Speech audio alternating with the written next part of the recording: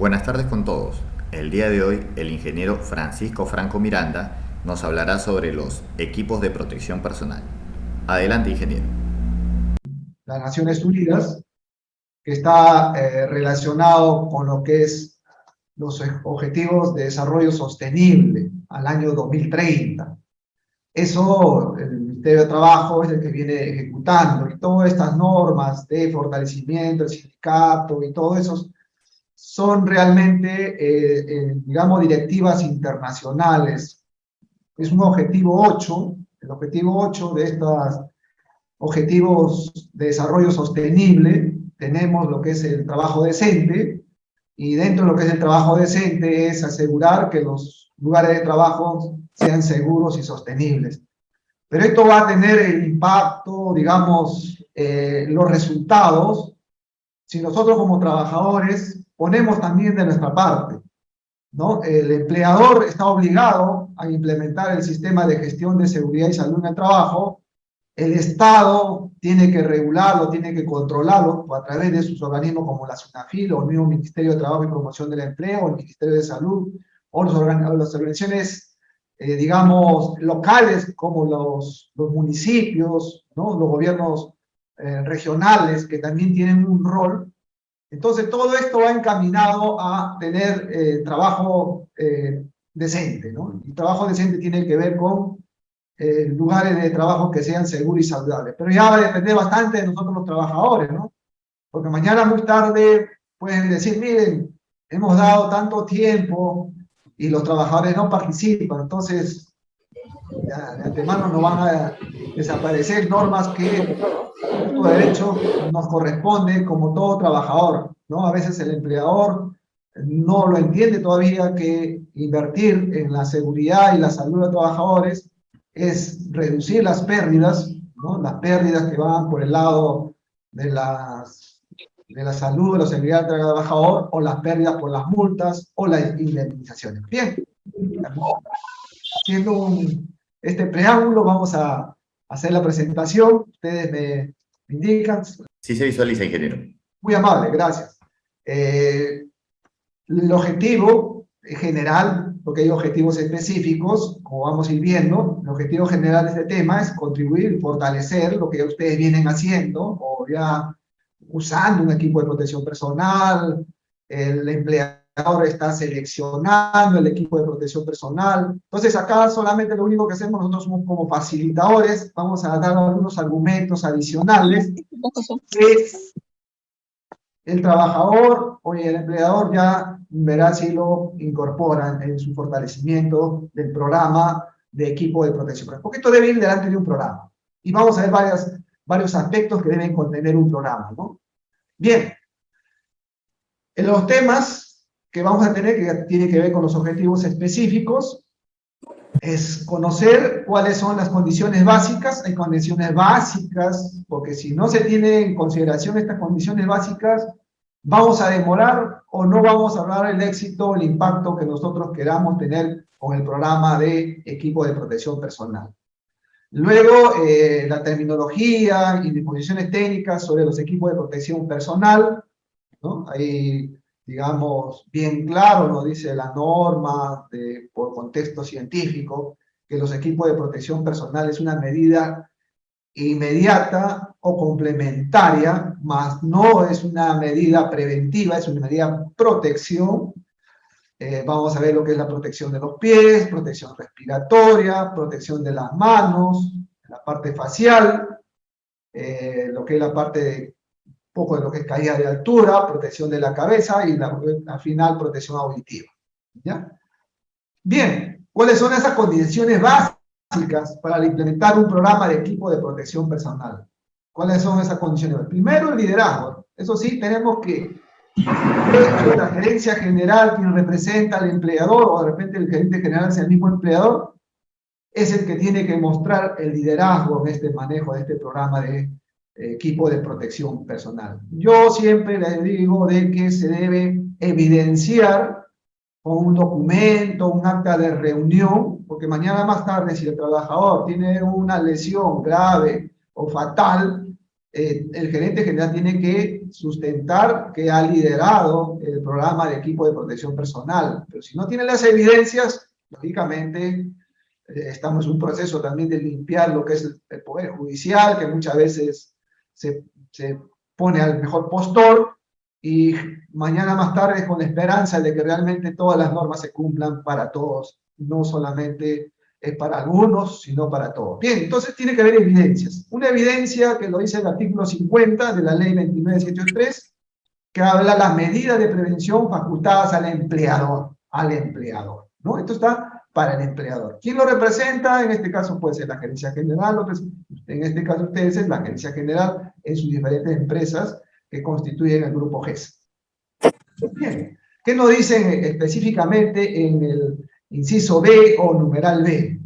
Que la selección de los equipos, no todos los equipos, y si hablamos de equipos también podemos hablar de equipos de protección personal, deben estar orientados a garantizar la salud y seguridad del trabajador, ¿no? Porque no vaya a ser que estemos seleccionando equipos que generen una falsa expectativa de seguridad, que lo hemos comprado sin lo que está indicando la norma, sin lo que está regulado bajo la norma, ¿no? Ya la norma ha ido avanzando, ha salido el año 2017, un decreto supremo 017-2017, para lo que nos dan referencia de norma de fabricación, ¿no? Tanto internacional como nacional, entonces que lo vamos a ver conforme hagamos esta ponencia. ¿Qué más nos dice la ley con respecto al artículo 61? Que hay que, justamente, la revisión indumentaria y equipo de trabajo. Entonces, hay que adoptar las medidas necesarias de manera oportuna cuando se detecte que la utilización de la indumentaria y equipo de trabajo o de protección personal representan riesgos específicos para la seguridad y salud de los trabajadores. Como vamos a usar un protector que puede ser un respiratorio o una gafa, entonces vayamos a tener en cuenta de que puede generar también, por ejemplo, un trabajador que tenga fobia a estar enclaustrado o tenga problemas de salud relacionados a lo que es la respiración, y le facilitamos un equipo de protección, como en este caso respirador. Estamos agudizando su enfermedad, lo estamos generando peor. Entonces, siempre los equipos de respiratorios, de protección respiratoria, tienen que ir de la mano con el apoyo del médico, no con la consulta al médico. Y cuando se haga uso, también asegurarle que se haga uso en lugares, por ejemplo, donde el oxígeno, la concentración del oxígeno sea lo adecuado, de 21% de oxígeno en el aire, porque no podemos darle menores a 18, 17% de oxígeno en esos lugares. Por más que le entregues el equipo de protección, peor vamos a agudizar. Entonces, también el empleador tiene que estar, a través de quien corresponda, el área de SOMA o el encargado de seguridad, que se verifique, o el jefe inmediato, que sería mucho mejor, porque el responsable del SOMA es el que asesora a la alta dirección. Así funcionan en empresas modernas, y es la mejor recomendación. No funciona como órgano de línea, teniendo al encargado de seguridad, de mi punto de vista, y lo recalco y siempre lo va a recalcar, siempre tiene que ser el SOMA, tiene que ser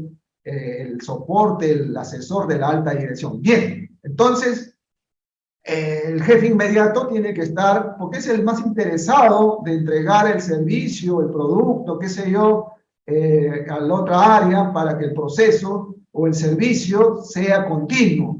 Entonces, si el jefe inmediato no está verificando que todos sus recursos estén funcionando adecuadamente, y mejor todavía el trabajador, ¿no? Porque si se lesiona, enfermo, o de repente se desmaya, qué sé yo, por un gas tóxico, entonces vas a paralizar el proceso, y el responsable es el jefe, porque ahí nadie va a ver, oye, tenemos que entregar el servicio a tal hora, o tenemos que entregar el producto en tal hora. Entonces, eso repercute en el servicio o fabricación de algún producto si somos una fábrica. Entonces, hay que verificar si esos equipos de protección personal que le estamos entregando a los trabajadores lo estaban usando adecuadamente y no le está generando ya otro peligro, ¿no? Con riesgo de repente de una asfixia, riesgo o de repente hay algunos que son alérgicos al tipo de material de ese equipo de protección personal. Entonces hay que verificar eso. Entonces, esas son pautas que la gerencia general debe impartir con un documento, que puede ser un memorándum, puede ser un acta de reunión, donde se ha reunido la gerencia general con todos los jefes y queda justamente redactado en esa acta las recomendaciones del artículo 50 y del artículo 61 de la ley.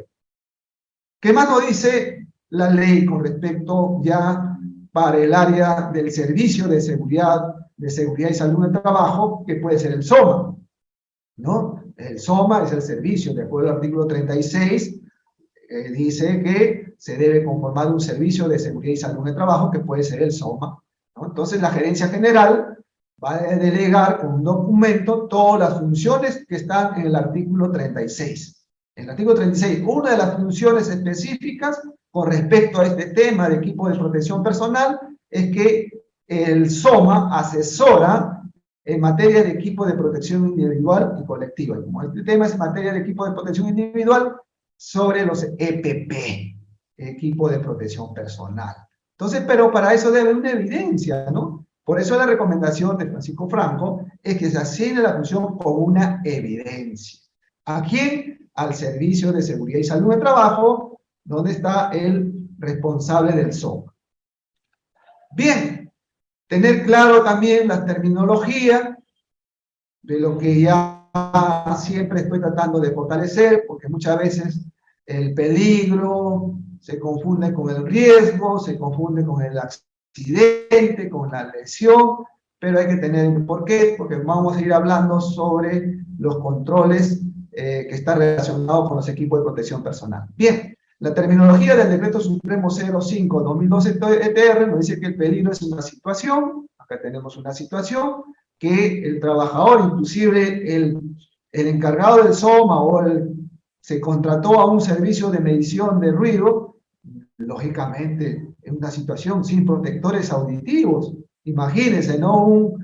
Un señor que conoce el tema de prevención y no usa la inclusión. Entonces, esa es una situación que puede ocasionar un daño tanto al señor que está haciendo la medición como al mismo trabajador que no cuenta con el equipo de protección activa. Esa es una situación.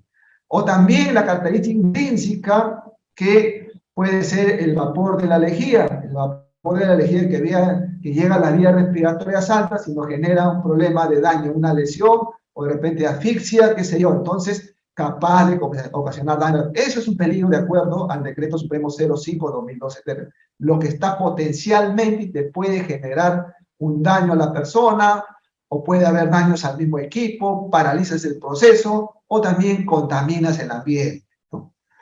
No todo de ello va a ser el efecto, puede ser uno o y, ¿no? Por ejemplo, acá este ruido puede salir al exterior de nuestra planta de producción o una planta de servicios, si tenemos un grifo, si tenemos un área de mantenimiento de vehículos, si el ruido se genera en el ambiente, va al exterior. Entonces, hay un impacto a la parte del ambiente macro. Por eso les decía, los municipios tienen mucho que ver con este tema, con su ley orgánica de municipalidades, inclusive tienen la potestad de cerrar un ambiente. Que no lo apliquen o de repente lo estén aceitando, como dicen algunos, bueno, tendrá su fin en algún momento. Tendrá su fin en algún momento, porque vendrá un alcalde que no le interese más la política, los políticos solo les interesa la política, tener gente que estén conforme a ellos, no estar llevándose la plata. Esos son políticos reales, hay políticos que solamente entran para llenarse el bolsillo. Entonces hacen cumplir la norma. La ley orgánica de municipalidades dice que justamente si se contamina el medio ambiente o el ambiente exterior, lógicamente tengo que aplicar. Entonces, acá muchas veces cuando aplicamos lo que es la higiene ocupacional, que tiene que ver con la higiene, la medición, el control del ruido, matamos dos pájaros de un solo tiro, ¿no? Porque si hacemos el control, evitamos que en el medio de trabajo dañe al trabajador y también afecte al medio ambiente. Entonces, gran oportunidad con este ejemplo para decirles que la parte ambiental tiene que ver mucho con lo que es la higiene ocupacional. Bien, entonces, esto es peligro, situación o característica intrínseca capaz de ocasionar. Ese es el peligro. El riesgo, que muchas veces se está confundiendo y le ponen como una lesión o un tipo de accidente. Es una combinación de la probabilidad con la consecuencia. Al final es un valor realmente el riesgo es la probabilidad por la consecuencia. Pero ya lo están mejorando algunos, ya por ejemplo, cuando tienen el peligro ruido mayor a 85 decibeles A, ya el riesgo lo combinan, probabilidad de hipoacusia. Ya no le ponen solamente hipoacusia, porque la hipoacusia es una enfermedad profesional y eso lo vamos a encontrar en la tabla 19 del Decreto Supremo 06 del año 2022 TR, que ha habido una modificación hace poco, ¿ya? O hay otros, el ejemplo 2, que el riesgo está en función del tipo de accidente y consecuencia. El tipo de accidente, exposición a ruido mayor a 85 decibeles A, y la consecuencia y la hipoacusia. Es otro tipo, para no tener problema de confundirlo, porque el tipo de accidente tenemos en la tabla 14 del Decreto Supremo 06 del año 2022 TR, ahí tenemos y la consecuencia, que es en la tabla, le estaba mencionando, la tabla 19, donde tenemos justamente los casos de enfermedades ocupacionales, ¿ya? Bien. Ahora, ¿qué nos dice la medida de prevención y protección del sistema de gestión de seguridad y salud en el trabajo, de acuerdo al artículo 21 de la ley, lo que le estaba mencionando al inicio, lo que le decía, ¿no? De que el equipo de protección personal es una medida final, es una medida final, es una medida que puede ser inmediata, momentáneamente o complementaria, porque lo que nos dice la ley, hay que empezar a hacer el control en la fuente. Si yo no puedo hacer en la fuente, me voy al medio de difusión. Si no puedo hacer en el medio de difusión, al final es el trabajador. Es más, en el trabajador puedo usar el criterio de los límites permisibles, que está en función de la concentración del contaminante y el tiempo de exposición. Entonces reduzco el tiempo de exposición. Y recién, si no puedo, porque eso altera mi producción, mi proceso, bueno, ya tendré que darle el equipo de protección personal, ¿no? Porque hay algunas actividades que de frente tengo que usar el equipo de protección personal. Por ejemplo, el caso por ejemplo, del virus SARS-CoV-2. El virus SARS-CoV-2 va con la persona. Nosotros somos los que llevamos el virus, porque el virus en el aire muere. El virus no puede vivir en el aire sin célula. El virus tiene que estar al costado de la célula. Por eso en las microgotas es donde está el virus. En las microgotas o en las gotas son lo que está el virus y lo lleva la persona.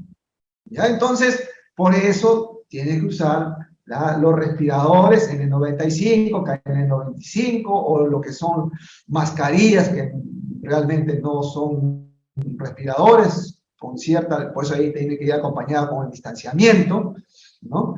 Y la buena ventilación de los ambientes de trabajo, ¿no? Entonces ahí sí ya cuando tenemos mascarillas común y corriente, las mascarillas sociales que se le llaman, ahí sí tenemos que asegurarnos del distanciamiento y la buena ventilación. Pero si tenemos un N95, que es un respirador, ahí sí la garantía de que podamos justamente no contaminar o que no nos contamine el compañero de trabajo. Entonces, en el caso de un zapatero, ¿no? Por ejemplo, el zapatero, cada vez que va a clavar un zapato, ahora muy pocos hay, rápido creo que pegado, entonces el martillo tendría que ser de goma, y lamentablemente el martillo no va a ser de goma, y si es de goma no voy a poder clavar el zapato. Entonces su equipo de protección va a tener que ser la orejera, de hecho, el tapón.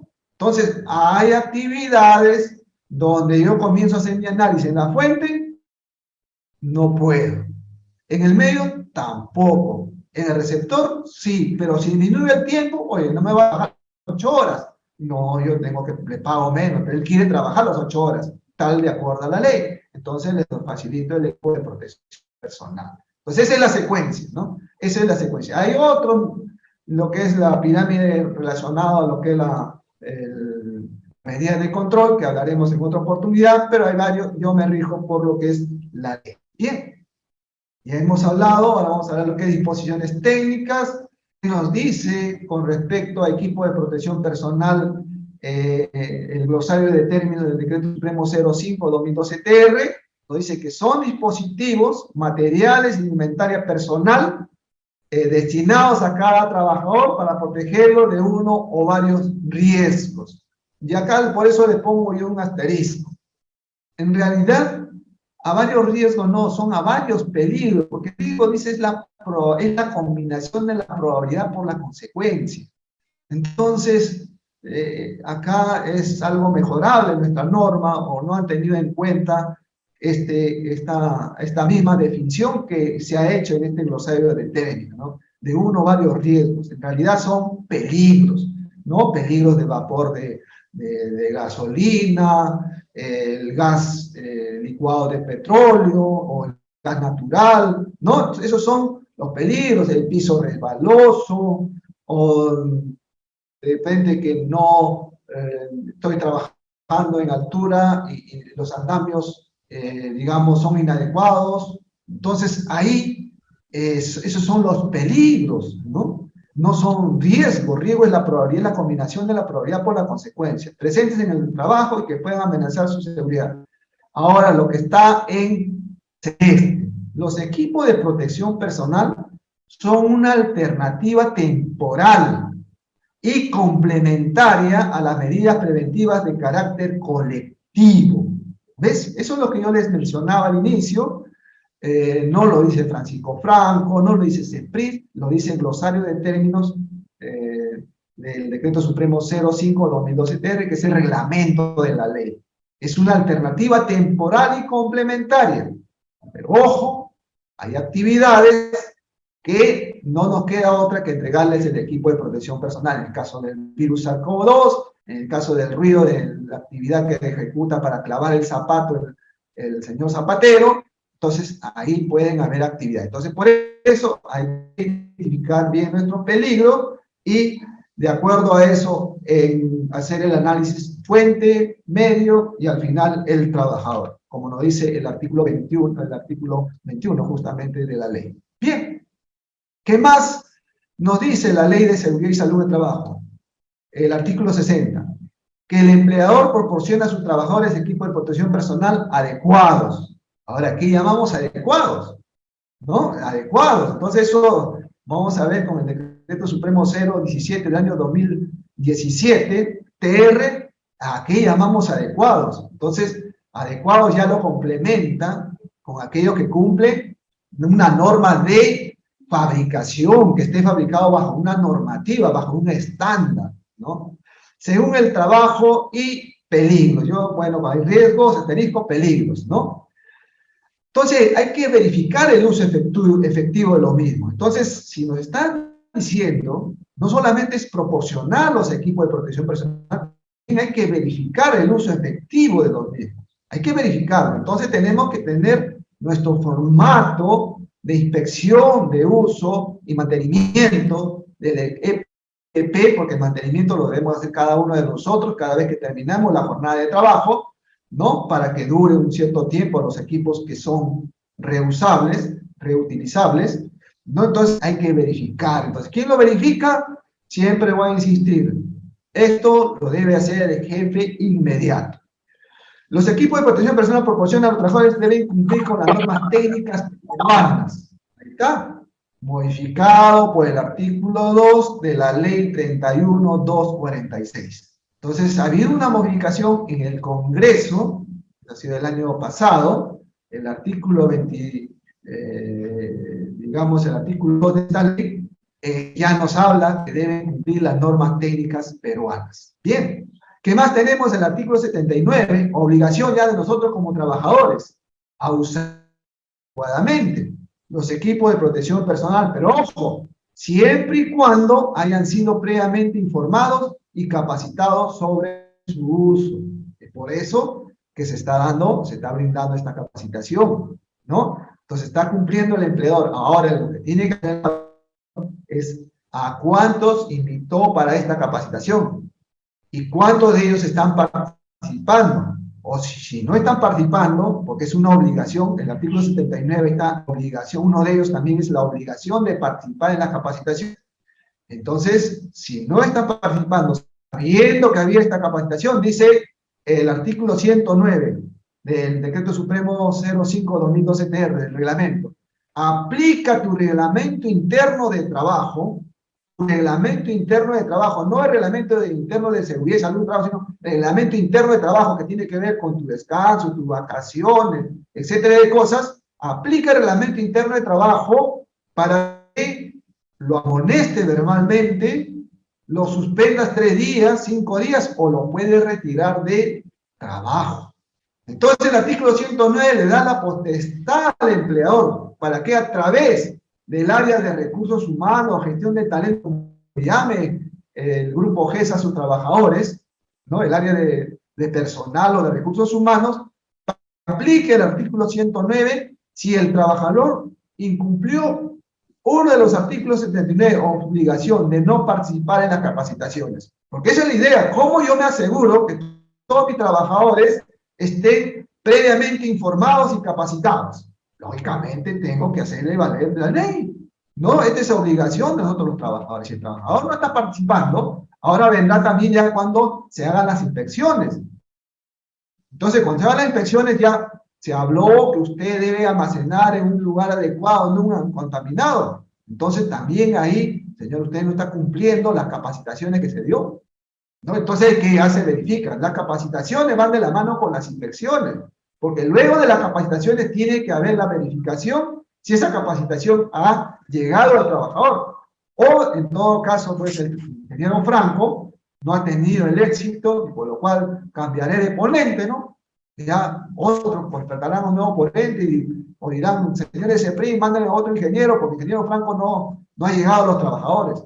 O, ahora que la parte de, digamos, de lo que es la tecnología sabemos qué tiempo está el trabajador conectado. Y si el trabajador está conectado todo el tiempo, puede ver que el trabajador en estos momentos está conectado, pero está haciendo otra cosa y no está escuchando el tema. Y cuando vayamos a ver, no se ha capacitado, ¿no? Ya no depende del capacitador, del ponente, depende del trabajador. Bien, continuamos. Bien, otro también, ¿qué nos dice ya, digamos, el artículo 97 de la ley, del reglamento de ley?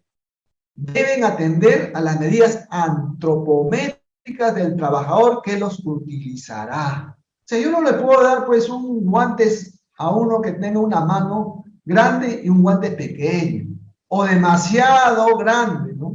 Porque lógicamente el trabajador no lo va a usar porque le va a molestar, qué sé yo, se le cae el guante cada rato. Entonces, por eso, los equipos de protección personal tienen que ser adecuados, tienen que ser el tamaño adecuado a la mano del trabajador, en este caso el guante, o el respirador, o los tapones.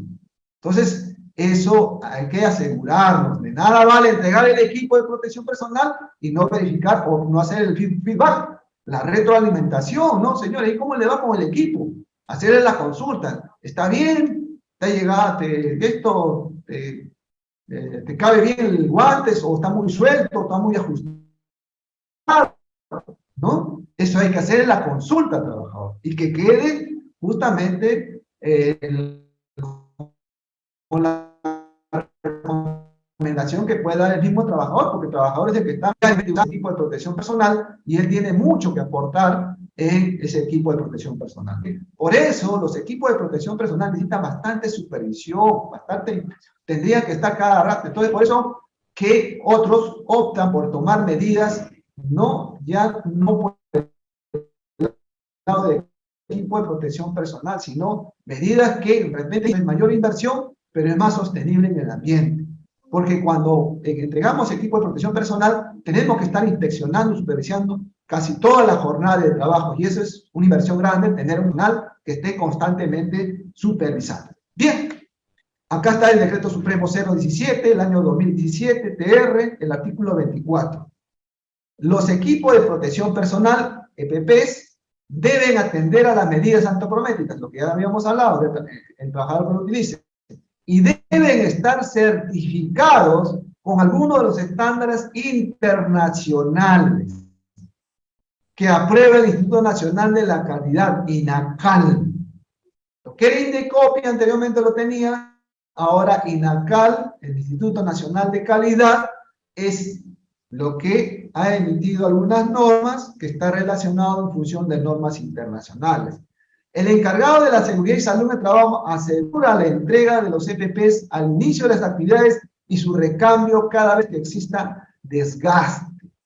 Y acá es importante, los equipos de protección personal, por favor, no que estén impresos la norma que están cumpliendo su fabricación en la bolsa, en el recipiente, no, tiene que estar impreso en el mismo equipo de protección personal, porque acá en Perulandia, lamentablemente te ponen un sobre, un recipiente con normas de la NASA, pero al final no cumple nada. Entonces tiene que estar impreso en el equipo, en el equipo. Si yo tengo un respirador, ¿no? Que es tipo mascarilla, ¿qué norma cumple? La Comunidad Europea, la EN 149, versión 2001, acá tengo. En el casco, tiene que estar en el mismo casco, ¿qué norma cumple? ¿No? Inclusive en el guantes, ¿qué norma en el guantes? En el mismo guantes, o en las gafas, ANSI Z87.1. Entonces, en el equipo, esto es lo que se tiene que hacer, si no estamos generando una falsa expectativa de seguridad. Ya, muy bien.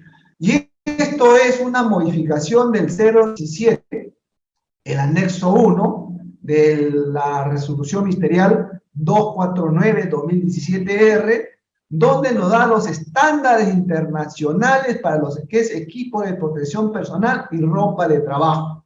Acá la protección de la cabeza, casco con barbiquejo, la norma ANSI 789.1 o norma aprobada por INACAL, ¿no? Entonces, acá tenemos normas referenciales ya, donde nosotros tenemos que verificar cada vez que usemos el casco, ¿no? Tenemos que verificar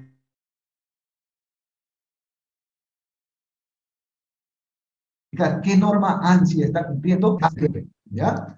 Y así tenemos para protección facial, los lentes de seguridad, la ANSI Z87.1, protección respiratoria, ANSI Z88.2, o filtros con NIOS 42FR, no cartuchos aprobados NIOS, por ejemplo, para la gasolina, cartuchos que cumplan la normativa NIOS. Entonces, así por el estilo, acá tenemos una relación de normas, de estándares que van a garantizar y no generar una falsa expectativa en sus equipos de protección personal. Ahora, los equipos de protección personal también tienen limitaciones, por si acaso, ¿no? No podemos, por ejemplo, un casco no te va a soportar un peso de 20 kilos que caiga de 10 metros de altura. Tiene limitaciones. Bien. Empezamos entonces con lo que es protección de los pies, ¿no? Hay que identificar los peligros, no los riesgos, por favor. Riesgo es probabilidad por consecuencia. A ver, identifica una probabilidad por consecuencia. Es una forma de redactar. En realidad el riesgo es un valor, ¿no? Un valor, riesgo bajo, riesgo medio, alto, de manera cualitativa, o riesgo 20, 40 o 100, de manera cuantitativa. Pero hemos querido que el riesgo sea redactado y ya hemos puesto que puede ser probabilidad, justamente, ese es el riesgo, ¿no? Entonces, si queremos, puedo decir, pues, identificar el riesgo, probabilidad de una amputación, si queremos hablar así de riesgo, ¿sí? Pero no podemos decir amputación, porque ahí nos vamos a la tabla 17 de naturaleza de lesión del Decreto Supremo 06-2022-TR, ahí vamos a encontrar naturaleza de lesión. Amputación es una lesión. No dice de repente contacto con material cortante. Oye, pero contacto es un tipo de accidente. Tabla 14 del Decreto Supremo 006-2022-TR, ¿no? Entonces, ya hemos ido hablando de esos temas, solamente estoy recordando. Ahora ya no es el Decreto Supremo 012-2014-TR, sino es el Decreto Supremo 006-2022-TR. Se ha actualizado ese decreto, por si acaso, inclusive ya ahora se ha fortalecido lo que es la parte de los reportes de accidentes, incidentes peligrosos, que hay una página web, y todo eso ya hablaremos en otros temas. Bien, acá tenemos que indicar peligros. Hay altas temperaturas, hay de repente materiales en el piso que se esté dejando porque no hay orden de limpieza, qué sé yo, o de repente una posibilidad de que cuando esté trabajando el trabajador un material pesado pueda caer en los pies. Entonces, de acuerdo a esos peligros, establezco los requisitos para mi calzado de seguridad. Ahí en la relación que hemos puesto del Decreto Supremo modificado del 017 del año 2017, no contempla los estándares para calzados, pero acá les muestro el estándar que está vigente, que pueden ustedes utilizarlo, ¿no? Este es como referencia, ¿no? Esta es una referencia, este no es algo que está reglamentado, es el ASTM, que reemplaza a la norma ANSI. El ASTM F2413-11 es justamente relacionado para los calzados de seguridad. Ahora, ahí me da la garantía de que son resistentes a caída libre, si yo trabajo con materiales o objetos pesados, que si me caen en el pie, entonces tendría que ser un material de puntera, ¿no? Puntera cero, ¿no? Entonces, resistencia al aplastamiento, resistencia a la perforación, resistencia a la corrosión de punteras y plantillas de seguridad metálicas, en caso de trabaje con sustancias químicas corrosivas, resistencia a los agentes químicos. Si yo trabajo con alta humedad, hago lavado de vehículos, impermeabilidad al agua, o de repente con disolventes, características antideslizantes de la suela, cierta resistencia al contacto con partículas incandescentes, si yo trabajo haciendo soldaduras, soldando, ¿no? Con altas temperaturas. Los calzados de seguridad deben llevar una marca de calidad que ya hemos hablado. La marca tiene que estar no en la bolsa, no en el paquete, sino en el calzado, Por ejemplo, acá tenemos un ejemplo de etiqueta que debe estar en el calzado, ¿no? Por ejemplo, acá tenemos una línea de identificación de cumplimiento de la ASTM F2413, ¿no? Acá está, ASTM F24317-17. Luego la línea 2 identifica el género del usuario, si va a ser para masculino o femenino. En este caso es M, es para masculino. Y la clasificación de resistencia al impacto, resistencia a la comprensión y resistencia metaterciana proporcionada. O sea, también si este calzado justamente resiste a lo que es impacto. Entonces acá, por ejemplo, tenemos la I. ¿Qué significa? Calzado resistente a impactos. La I es resistente a impactos. La C, ¿qué significa la C? Acá tengo 75C, calzado resistente a la comprensión. Y, por ejemplo, en la tercera línea está EH, que son específicos. La línea 3 y 4 dice, la EH identifica el calzado con suela y talón fabricados con propiedad de aislamiento eléctrico. O sea, esto EH significa que la suela y el talón son antidieléctricos, o sea, con aislamiento eléctrico, ¿no? Entonces, eso es lo que nosotros tenemos que revisar cumpliendo estas normas del ASTM. Bien.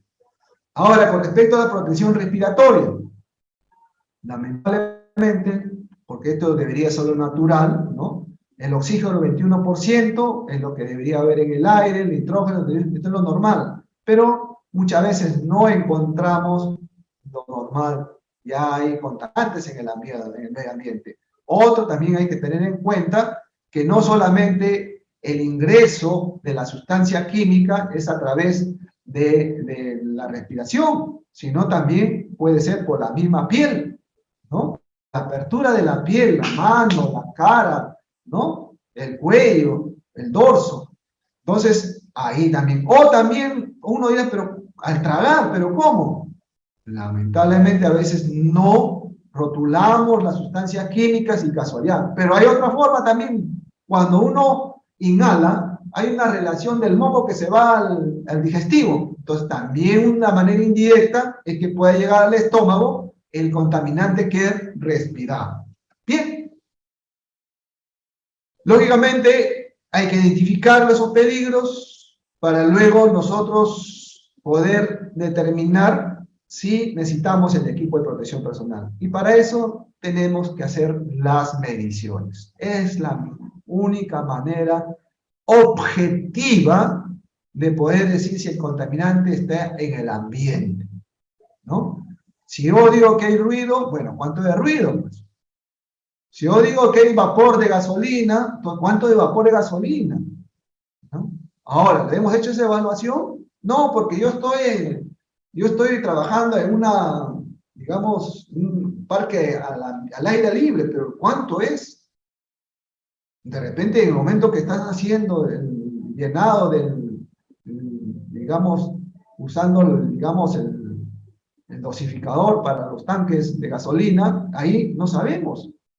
Entonces, ahí ya el IPER tiene que decir cuánto de concentración de vapor de gasolina está justamente, de repente, inhalando el trabajador. Tengo que hacer un monitoreo, ¿no? Y luego de eso, si está debajo, bueno, ya no tengo que entregar el sustento ante la SUNAFIL, no tengo que entregar, digamos, no tengo que facilitar el equipo de protección personal porque está debajo, ¿no? Pero si está por encima, lógicamente, pero hemos hecho la prueba, ¿no? Queda, ¿no? Porque si no, ya ingresa al sistema, digamos, de nuestro cuerpo y se aloja en una, digamos, en un órgano, que puede ser los pulmones, si son fibras, si son polvos, qué sé yo, o digestivos, si una sustancia química que se aloja en el estómago o en el hígado. En el caso del tiner, que si tiene benceno se puede ir al sistema óseo. Ahora, de una manera indirecta dice, no, sí, porque yo tengo que hacer cada 2 años mi examen médico ocupacional. Bueno, pues, el examen médico ya solamente lo que va a hacer el examen médico con ayuda al laboratorio, en el sudor, en la piel, o en la orina, en las heces, es determinar qué gas contaminante está en tu organismo. Y la idea es que no ingrese. Eso es prevención. Entonces tenemos que optar por este lado, prevención. Primero hacer el monitoreo, porque ya lo otro, inclusive si ya tienes una dolencia, lógicamente mañana más tarde es un sustento del trabajador, ¿no? En contra del empleador, decir, mira, ya en mi orina sale que yo tengo concentración ya de benceno. En las heces algo que ya tengo concentración de plomo, ¿no? Entonces, y ya tengo el sustento. Entonces la idea es hacer la medición y optar por las medidas que son necesarias. En este caso, los que abastecen digamos, el combustible en los grifos del grupo GESA, lógicamente, ahí hay que ver qué concentración de gasolina, y la gasolina tiene plomo, en algunos tipos de gasolina, puede estar llegando al trabajador, ¿no? Y no le estamos facilitando el equipo de protección personal adecuado. Entonces, eso hay que tener en cuenta, ¿ya? Entonces, eso es la idea, para no hacer gasto en exceso y comprar equipo de protección personal y no tener problemas con la SUNAFIL, es la recomendación, ¿no? Para determinar eso. Después ya puedo entrar a facilitar la dotación del equipo de protección personal con el sustento respectivo. Ahora, de repente, no podemos hacerlo de manera directa. Hay equipos con muchas limitaciones para determinar algunos tipos de sustancias químicas, tanto gas o vapor, ¿no? Pero no tenemos para todo y tenemos que entrar al muestreo. Entonces tenemos que muestrear para determinar la concentración real del contaminante. Eso es lo primero que tendríamos que hacer. Entonces, por eso hablamos de programa, ¿no? Porque ese programa son varias actividades. Hemos hablado de hacer, ahorita estamos hablando primero de identificar los peligros. ¿Qué peligros tenemos? Entonces sería, ¿qué peligros?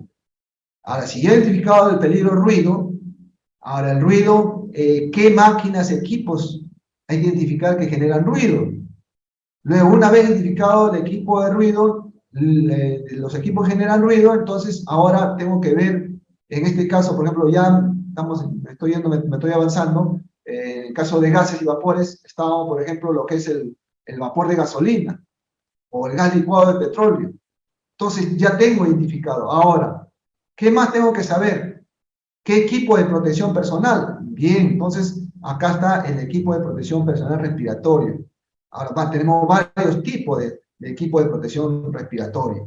Tenemos lo que son respiradores purificadores de aire, y dentro de lo que es respiradores purificadores de aire tenemos respiradores simples o de presión negativa, como por ejemplo, acá tenemos las de tipo mascarilla, pero esto, ojo, ahí es diferente a lo que se llama la mascarilla social, que lo hacen de trapo, de algunas cosas, eso no. Estos son ya fabricados conjuntamente con un filtro y de varias capas, ¿ya? Entonces, son respiradores tipo mascarilla. O también respiradores de presión positiva, motorizados, son otro tipo, ¿no?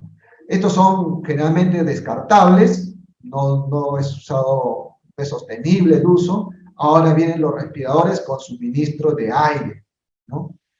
Por ejemplo, de aire comprimido autónomo, de aire fresco semiautónomo. Acá me estaba olvidando, hay respiradores simples de presión negativa, pero también tenemos acá con los cartuchos, ¿ya? No le he puesto con los cartuchos que vamos a ver más adelante, ¿ya?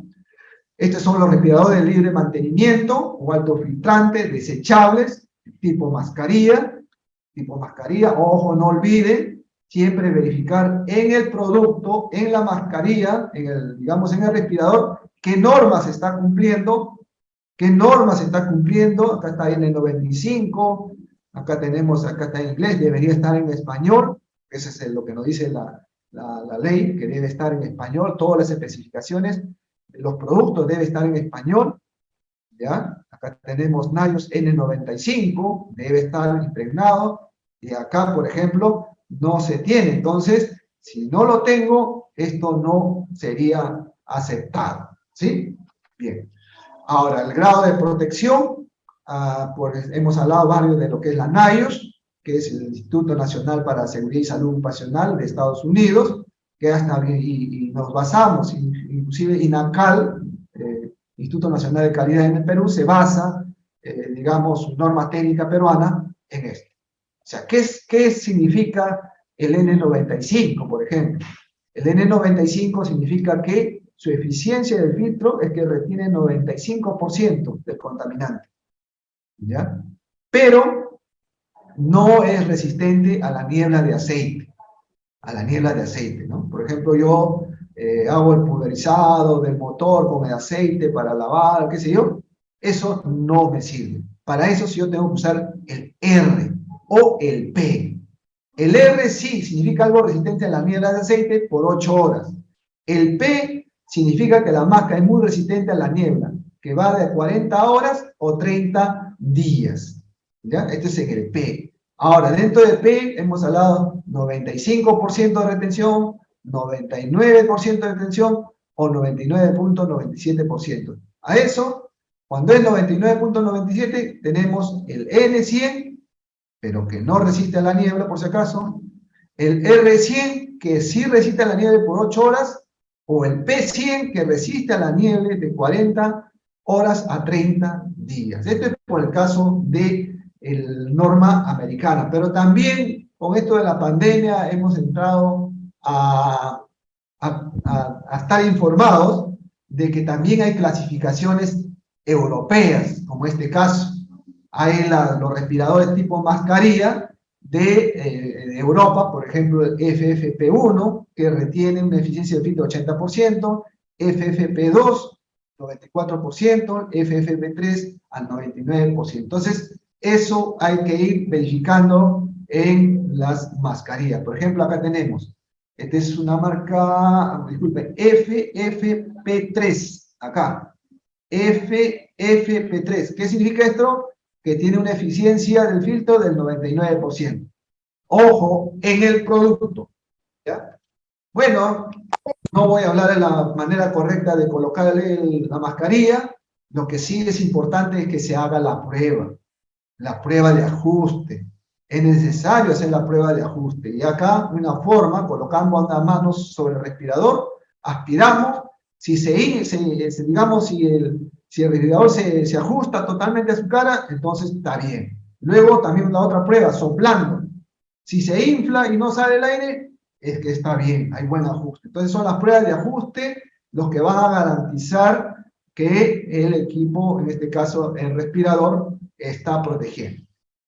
Esto es lo que mencionaba, ¿no? Los respiradores que estamos hablando anteriormente, generalmente pueden ser para aerosoles, polvos, partículas, pero no para gases.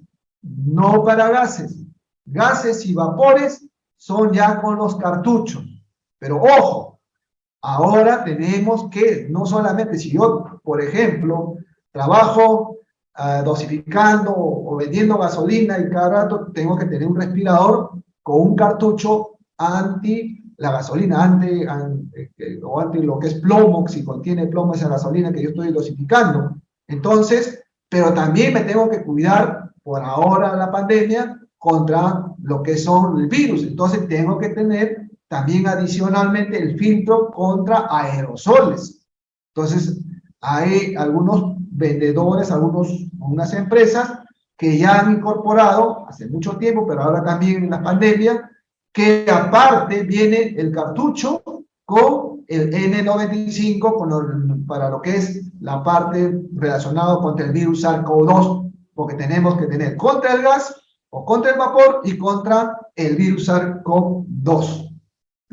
Y hay otros que tienen ya de cara completa, lo que es de media cara, de cara completa, ¿no? Y esto sería el más apropiado para lo que es, por ejemplo, ya no estoy usando careta en la primera ola, que era lo recomendable, ¿no? Bien, acá tenemos otro que ya se ha repetido. Bien, entonces, eso es lo que es con respecto a lo que es la parte de lo que es la mascarilla, lo que es los respiradores, ¿ya? Entonces, hay que tener cuidado cuando ya nosotros lo arrugamos, el respirador perdió en estos pliegues, ya el filtro se ha malogrado, y si nos colocamos de esta manera, no nos está protegiendo. Estamos generando una falsa expectativa. Una falsa expectativa. Hay que siempre hacer la revisión, ¿no? Si no hay corte, no está agrietado, todo eso, porque por ahí puede justamente ingresar el contaminante. Bien. ¿Cuáles son los cuidados? No hay que guardarlo en bolsas plásticas, porque retienen la humedad. No se debe colgar el respirador por el elástico, porque se estira y ya no va a haber un ajuste. Hay que guardarlos en un lugar limpio y seco, ¿no? Por ejemplo, un stand donde podamos justamente mantener en una bolsita y poner el respirador. Protección de las manos, no olvidemos, acá tenemos contra el fuego, resistente al fuego, resistente a los microorganismos, entonces tenemos que ver qué normas cumple, EN 388, EN 47, esas son las normas que se han respetado para fabricar el guante, ¿no? Ahora, esto es también que se tenga en cuenta, que no lo he colocado, debería haber colocado al inicio, que los empleadores no podemos comprar, ¿no?, equipo de protección personal que al final pueden dañar a nuestros trabajadores, ¿no? Entonces, y además las sustancias que vamos a adquirir tampoco sean fuente de peligro ni pongan en riesgo la seguridad de salud de los trabajadores, ¿no? Entonces, el área de compras tiene que verificar que los productos que nos están vendiendo no sean dañinas, aparte los equipos que nos están vendiendo, como el equipo de protección personal que deben justamente ajustarse a la norma. Lesiones en las manos, hay que identificar los peligros, si tenemos materiales que son de repente cortantes, ¿no? O materiales que pueden ser, por ejemplo, productos químicos, fluidos corporales, o de repente hay trabajos que generan vibración, o altas temperaturas, o de repente tengo que hacer instalaciones eléctricas, entonces y ahí puedo tener una descarga de energía, ¿no? Entonces, la electricidad, ¿no? Hay varios tipos de guantes, guantes de cuero, que protegen las manos de las superficies abrasivas, o los guantes para lo que es objetos calientes, o los guantes anticortes, ¿no? Entonces son tipos de guantes. Antivibración, guantes para lo que es gérmenes, para lo que es de repente microorganismos, o para lo que es las sustancias químicas, ¿no? ¿Hay limitaciones de los equipos? Sí, hay limitaciones. Los guantes pueden ser atrapados por las máquinas que tengan piezas giratorias. Algunas personas son alérgicas a los guantes de látex. Hay que preguntarle siempre al trabajador, ¿no? O el trabajador decirle, ¿sabes qué? Cada vez que me pongo el guantes, eso también es bueno que se reporte, me comienza a estar, me pica o me genera unas ronchas y hay que notificarlo. Guantes que pueden causar problemas graves si el producto químico está dentro de ellos. A veces son guantes cortos cuando estamos de repente, el guante nos necesitamos de media caña o todo el brazo, porque por ahí se puede ingresar el contaminante, la sustancia química. Entonces hay que ver qué tipo de guante, ¿no? Guante hasta, digamos, hasta el puño, hasta, digamos, hasta de media caña o todo el brazo, dependiendo, ¿no? Del peligro. Guantes pueden fallar en condiciones extremas, temperaturas, gran fuerza mecánica, alta vibración. Para eso hay que tener los requisitos, ¿no? Si yo necesito que hacen digamos, de gran fuerza, todo eso, entonces tiene que haber esos guantes que sean resistentes a las fuerzas, al esfuerzo, ¿no? O alta vibración, etcétera de cosas. Por ejemplo, acá tenemos estándares que nos da del anexo 1 que hemos hablado, y ahí van a encontrar ustedes, contra riesgos mecánicos, la UNE EN 388. Y acá tenemos un pictograma, un martillito, una especie de martillo, ¿no? Entonces, contra productos químicos, microorganismos, acá hay un vasito que es una sustancia química o un recipiente de químicos, ¿no? Y acá, por ejemplo, acá tenemos un guantes, y acá tiene la EN388. EN388. Entonces, esto es para proteger contra riesgos mecánicos, ¿no? Pero ojo, pestaña y ceja, ojalá que me estén escuchando. El pictograma, la característica con que ha sido fabricado tiene que estar en el producto, no en la bolsa. En la bolsa no vale. Mantenimiento de los guantes. Los reusables, lavarlos con agua y jabón antes de retirárselos diariamente. Uso de solventes o detergentes solo cuando el guante sea resistente a ellos. Guantes de nitril o guantes de neoprene. Y nunca cuando no sea impermeable. Dar la vuelta a los guantes al final del turno para su ventilación. Los desechables se recomienda no emplearlo más de una vez. Los reusables. Generalizar el uso para diferentes peligros, prestar los guantes, pues es cuando muchas veces hacemos uso inadecuado de los guantes, ¿no? Pensamos que es para todos los peligros, pero no, ya estamos demostrando que hay guantes que son específicos para temperaturas altas, específicos para el frío, específicos para la vibración, para las sustancias químicas. No prestarse los guantes, usarlo con las manos sucias, dejarlo remojando. Ahora otro, el escándalo es guardar o como un recipiente, ¿no? Transportar cosas en el interior. Cuando está dañado, seguir usando y no entregarle al jefe inmediato. La talla incorrecta, ¿no? Contaminante en la superficie también, muchas veces. Lo dejamos en un sitio donde hay alta polución. Igual lo ponemos y ya igual es como estuviésemos poniendo en contacto con la sustancia. Entonces es importante el uso de guantes con la talla adecuada, ¿no? Cuando son estrechos o laxos, favorece la ruptura y lesiones corporales. Protección facial, ya vamos a terminar. Protección facial, lógicamente los ojos y lo que es toda la cara. Ahí, si yo tengo objetos que puedan volar o salpicar, ¿no? Por ejemplo, la gasolina, salvo que ya tengamos el control en el mismo dosificador de los combustibles para que no rebalse esto a buena hora, pero por A o B una mala práctica nos ingresa a los ojos, para eso hay que colocarlo. Ahora, las hojas de seguridad, ¿qué nos dicen con respecto a la gasolina? ¿Puede ingresar por la vía dérmica? Si es por la vía dérmica, ya tengo que usar caretas, ¿no? Y si puede encontrarlo por un costadito, los googles. Este es el más seguro. No es estético muchas veces, pero es el más seguro. Porque muchos de las gafas que tienen por el costado, pequeñas aberturas que por ahí puede ingresar el contaminante. Ahora, si yo estoy expuesto a radiaciones ultravioleta, infrarrojas, ya las caretas tienen que ser especiales, ¿no? Con unos filtros antirradiaciones. Hay varios visores de varios tipos que hay que tener en cuenta, ¿ya? Las gafas de seguridad tienen que cumplir ciertas características digamos, de seguridad, ¿no?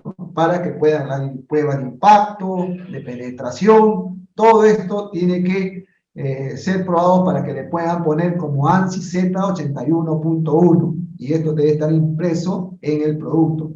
Entonces, esto te garantiza que ha tenido estas pruebas, porque si no, no puede ponerlo como ANSI Z81 en el producto el proveedor, porque lo pueden poner hacer juicio. Ya pueden, acá tenemos Z87, ¿no? Acá justamente en el producto. Entonces acá tenemos las características de seguridad. Z87 más, por Z81 más, acá tenemos Z87 más. Es una clasificación de impacto de alta velocidad. Quiere decir que esto te va a resistir a una partícula que venga de alta velocidad. Y solamente Z87 solo es la clasificación de impacto básico. Si yo tengo un D4, indica protección contra partícula de polvo. D5 indica protección contra polvo fino. Y así sucesivamente que podemos nosotros tener en cuenta. Es como está grabado, acá van a tener todas las características, ojalá que lo distribuyan los trabajadores. Y si no, me escriben a mi correo. Siempre yo les doy mi correo, pero nadie me escribe para mandarles la ponencia, lo que están escuchando. ¿Ya? Entonces, eso es lo que quería hablarles con respecto a equipo de protección personal. Más bien, si hubiese preguntas, a buena hora, o si no, como dice alguien, ¿no? Hablen ahora o callen para siempre.